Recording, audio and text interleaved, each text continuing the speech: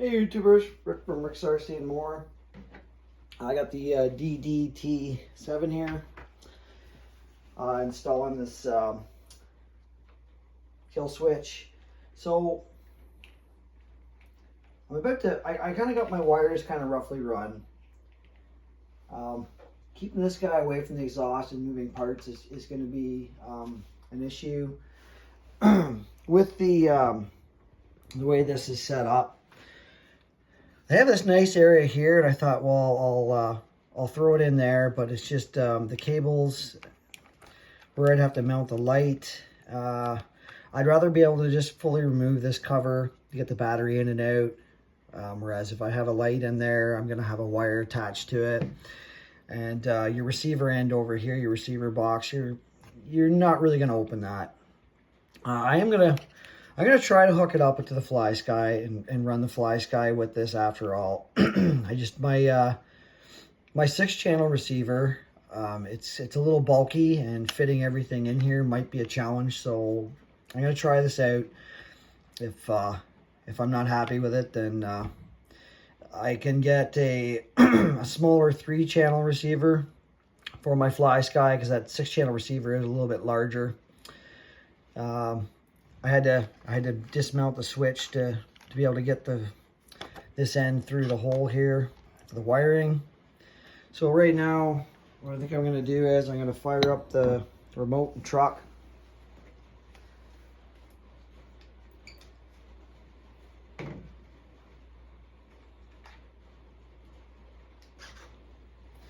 So you can see the light on, which I believe it should be showing that it's active. Now, I don't know, I just hooked it on to channel 3.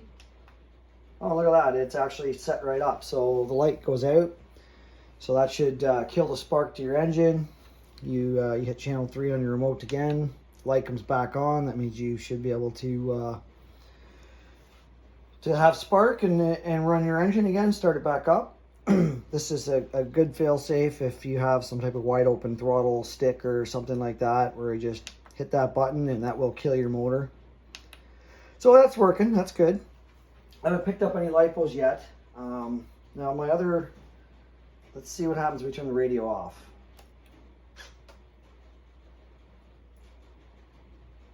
So it does go out, which means it should kill spark to the engine as well. So that's good. You heard the servo go over to the brake function there, where I turn the radio off. So if you lose radio signal, your fail safe, it's still gonna lock on the brakes, and it's gonna kill the motor, which is good because you know, like if you lose radio signal, this isn't gonna work. You're probably not gonna be able to shut it off regardless, because you need radio signal to send that signal to your kill switch to shut the engine off. If there's no radio signal, then you're pretty much gonna have a runaway. Let's turn this off now.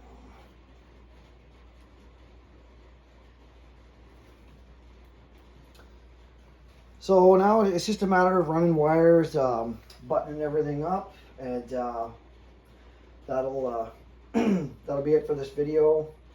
I'm not gonna do video of me straightening all this up. It's just it is time consuming. If you're gonna put this in, like, I still got to tighten everything up. I still have stuff that's loose. It's not a quick job to do, in my opinion, if you've never done it before. So and then yeah, the wire here, like I said, you got to make sure that's away from the exhaust heat, but then at the same time away from your rear drive shaft and your brake setup. So there is some holes here where it looks like it's a good spot to put some zip ties through and kind of hold your wiring in place there. Keep it nice and neat. But these are definitely a must-have when you're running 5th scale. This one's like I said, it's made by Dynamite. They're about, as far as Canadian, they're around the $50 mark.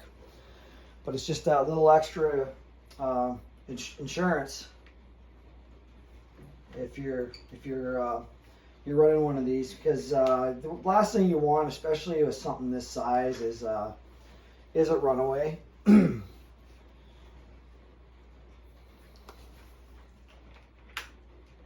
I didn't know if you could actually see the light before. You see the little LED there. And kill the engine. Engine will kill. Turn it back on. You know, when you get everything sorted, start your truck back up. Because I mean, these are handy too.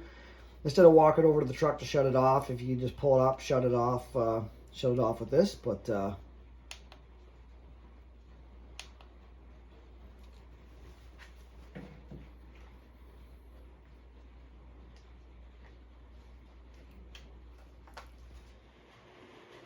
all right, so I got everything installed. I'm still not quite happy where I got the wire routed by the pipe there. I'm gonna have to figure something out there. But if you do have one of these trucks, these here, they're actually clips. You actually clip the wires up into them. I've got the battery and everything in there, so there's no way I'm going to be able to fit this receiver in that box with the kill switch. I'd have to remount the kill switch back in the battery box there. So I'm definitely gonna be sticking with the Fly Sky. Or I'll have to get a different Spectrum receiver, because this is a 6-channel receiver. It's got that AVC and all that stuff on it. So to cram that in there with all your wires and everything else. I don't think it's gonna work, but everything is hooked up, everything is working, everything is crammed in there with all the access wires and everything, but I do have my light mounted. So turn on your radio, turn on your truck, and I did check, it does work. I have spark when the light's on, and no spark when the light's off. So I'm happy with that. Yeah, just down in here, you're probably not going to be able to really pick this up. That wire is it's really close to the drive shaft, so I'm going to need to find a way to kind of zip tie that or stick it to something there that's it's not going to rub on that drive shaft, or maybe put some type of a protective cover over it or something, so, and just keep an eye on it if it does start to rub. So all in all, finish that up. Now, if there is a low voltage cutoff that you have to adjust on your kill switch, I currently have it set for, I think it's set for 6 volts, which would be more for your LiPo. So I'm still running the nickel metal, so I need to take that down to, like, I don't know, maybe 4 or 5 volts, because with your nickel metal batteries, once you start using them, the voltage on them will gradually drop, whereas LiPos kind of maintain within 1 volt, you know, a couple volts their voltage, and then you'll hit the cutoff. So if you're running you know, in a 7.4 volt LiPo and it drops to 6 volt, that's when this will shut off your engine, because your LiPo's basically cut off your LiPo.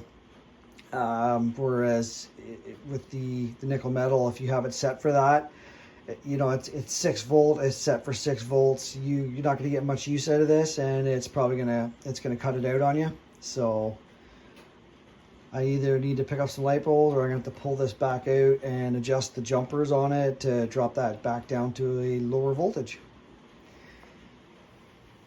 So the next video hopefully will be another running video of this, once I figure out what I'm going to do with that one wire and get everything buttoned up. Everybody, get out and enjoy your RCs.